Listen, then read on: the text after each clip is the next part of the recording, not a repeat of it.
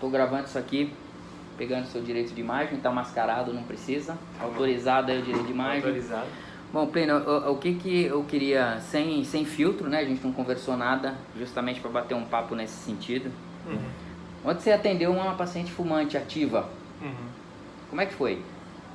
Então, quando você começou a atender? Na verdade, estava atendendo aqui no ambulatório de hipertensão, né? E aí, assim, quando eu já vi que ela era uma tabagista ativa já, 50 anos máximo, né?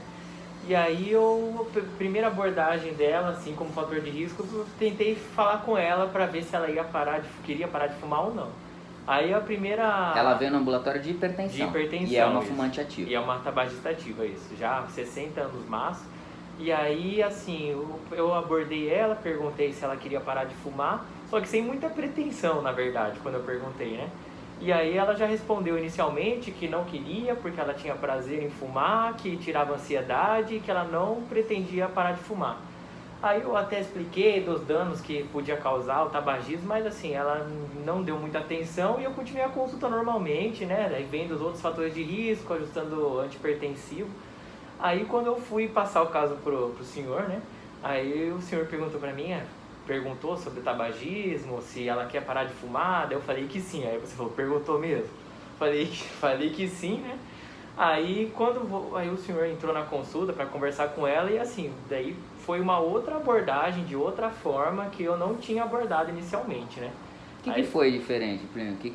Então, primeiro que eu acho que quando eu perguntei, por ela ter falado que não queria parar de fumar, não sei se por conta assim até de um preconceito já nosso, que a gente acha que o paciente que já tem a ideia que não quer parar de fumar, não vai parar de fumar mesmo que a gente fale, então eu nem acabei insistindo, só que foi uma outra forma que você abordou, assim. Ela, inclusive, começou falando inicialmente que o fato de ela fumar tirava a ansiedade, né? E que isso já era dela, ela queria parar de fumar, na verdade, só que você resgatou outra forma, que na verdade o cigarro que estava prendendo ela era uma outra inversão, né?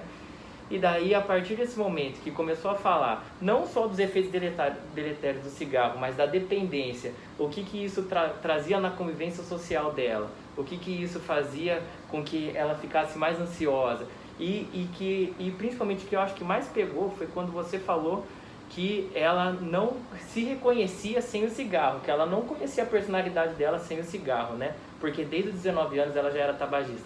Quando abordou dessa forma, no final da conversa que a gente teve com a paciente, ela já falou que ela queria vir na terça-feira para tentar parar de fumar, para tentar o tratamento medicamentoso.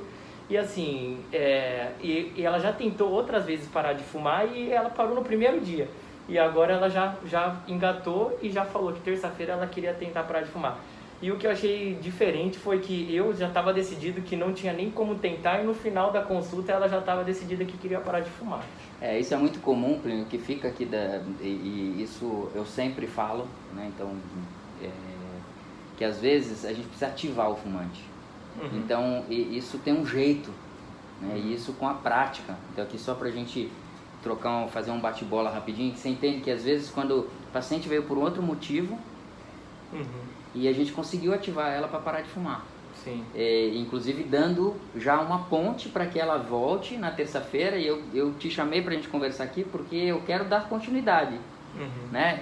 Eu quero ver o que vai acontecer na terça-feira e nós vamos postar, eu quero te envolver nisso. Eu espero que ela venha, né? Exato, primeiro saber se ela vai vir, a gente vai postar isso aqui, ó, não veio, né? Então ela não veio, se funcionou, se não funcionou, para saber, porque às vezes não é mesmo o momento do paciente.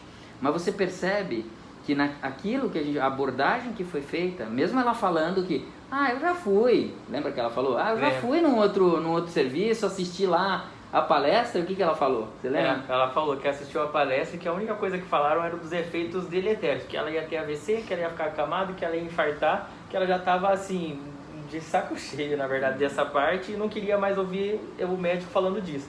Então a gente, na verdade, não abordou com você, na verdade, não abordou em nenhum momento essa parte dos efeitos deletérios. Claro, a gente falou que tem os efeitos deletérios, mas a gente começou a abordar mais pensando na dependência que ela tinha e que, assim, ela não conseguia viver sem o cigarro, ela não tinha uma própria personalidade sem o cigarro, né? Eu acho que foi isso que ela conseguiu mais. E acho que, sabe o que tem que entender? Existem diferentes tipos de fumantes. E você precisa saber entender que momento que ele está, não só entender o momento que ele está, entender o relacionamento que ele tem com o cigarro, o relacionamento que as pessoas, as familiares têm em relação a isso. Você viu que ela foi botando um monte de entraves ali da filha. Ela falou da filha, que a filha ficava enchendo o saco dela para parar de fumar, que aí ela fumava mais ainda, sim, o que é muito comum. Mas o que eu queria trazer para esse nosso bate-papo e quero deixar registrado, por isso que eu vou postar, é que assim, o médico, ele precisa ativar o fumante. O que ele mais vai fazer, o cara que... ela já pode ter tentado. No caso dessa paciente, ela nunca tinha tentado, né? Ela falou que nunca tinha tentado. Ela chegou aí numa palestra, isso, né? Ela foi na palestra, mas não... Não conseguiu parar de fumar. Não conseguiu parar. Ela até tomou foi lá e não gostou do que ouviu e nem desencadeou. Então, entender que às vezes o paciente vem por um outro motivo, ela não quer que você aborde, que fale do tabagismo, porque ela quer... Só que na grande maioria das vezes, ele faz isso para se proteger. Por quê? Porque ela já tentou, no caso dela, ela tentou uma vez, mas às vezes o fumante ele já tentou outras vezes, não conseguiu, tá frustrado, e aí ele não sente nenhum apoio. Então ele já vem, sabe aquela pessoa assim, melhor defesa é o ataque? Então ela já vem atacando. Não deixava nem falar, ela já falava, não, porque tira minha ansiedade, porque eu me sinto bem, eu não quero parar de fumar. Só que no final ela falou, não, eu quero parar de fumar porque me faz mal e porque me tira do convívio social. Ela mostrou vários exemplos que fazia mal para ela. Legal, então assim, a única coisa pra gente encerrar aqui é que a gente consegue ativar o fumante no consultório. E a mensagem é, toda vez que tem um fumante ativo é igual a intervenção. Não é intervenção que a gente vai sair medicando, não é isso. Intervenção no sentido de abordá-lo, sentir e saber por onde andar, qual o caminho, por onde que você vai cutucar. É falando malefício, é falando benefício, é plantando uma semente. Então tem uma arte envolvida nessa história de como você vai abordar esse paciente tabagista. E não chegar já achando que ela não é tabagista ativa e não vai parar de fumar, né? E não vai parar, eu acho que eu cheguei na consulta com essa ideia, né? Legal. Obrigado pela imagem, porque assim, isso pode ser a dúvida, isso pode ajudar muitos que assim estão começando, né? E assim, às vezes a gente entende que aquilo ali nem é doença, o cara fuma porque quer e não é estilo de vida, tá? Isso, ele não fuma porque quer. Lembra que eu coloquei lá uma hashtag, o fumante não fuma porque quer, e foi uma das abordagens que eu dei pra ela. Plínio, obrigado aí pelo bate-papo, tá bom? Obrigado, senhor. Abração, tchau. Tchau, gente. Beijo no coração, abraço nas artérias. Tchau.